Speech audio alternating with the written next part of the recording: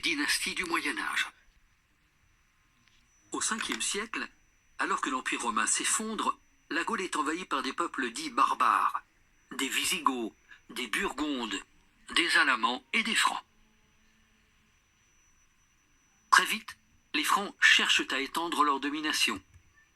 Clovis, leur chef de guerre, combat vaillamment pour agrandir le royaume. Clovis appartient à la famille des Mérovingiens, du nom de son grand-père Mérové. En 481, il devient roi des Francs. Il dit roi constamment contre les peuples voisins. Il conquiert des territoires. Voici le royaume des Francs, 30 ans plus tard, en 511. Clovis gagne le soutien de l'Église de Rome en se convertissant au christianisme et en se faisant baptiser à Reims. À sa mort, en 511, ses 4 fils se retrouvent à la tête d'un très grand royaume. Ils vont s'empresser de le partager. Mais leur dispute incessante engendre une période de troubles violents. Le pouvoir est affaibli et revient finalement au personnage le plus puissant du royaume, le maire du palais, Charles Martel.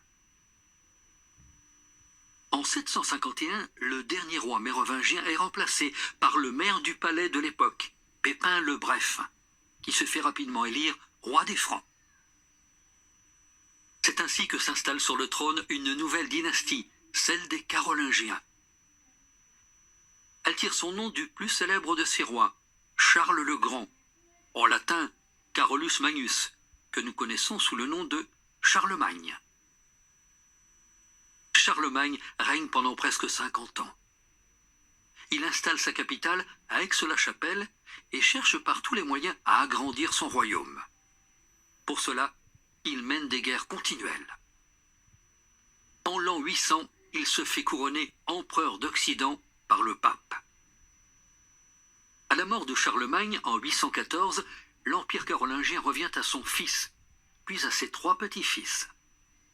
Mais hélas, ils se disputent l'empire. Ils entrent en guerre et s'affrontent durant 30 ans. Enfin, en 843, ils trouvent un accord et signent le traité de Verdun. Mais en partageant l'empire de Charlemagne, les Carolingiens perdent leur puissance. Quand le dernier roi carolingien meurt, sans héritier, c'est au sein d'une assemblée de grands nobles qu'est choisi Hugues Capet pour être le nouveau roi. Il est le premier représentant de la dynastie des Capétiens.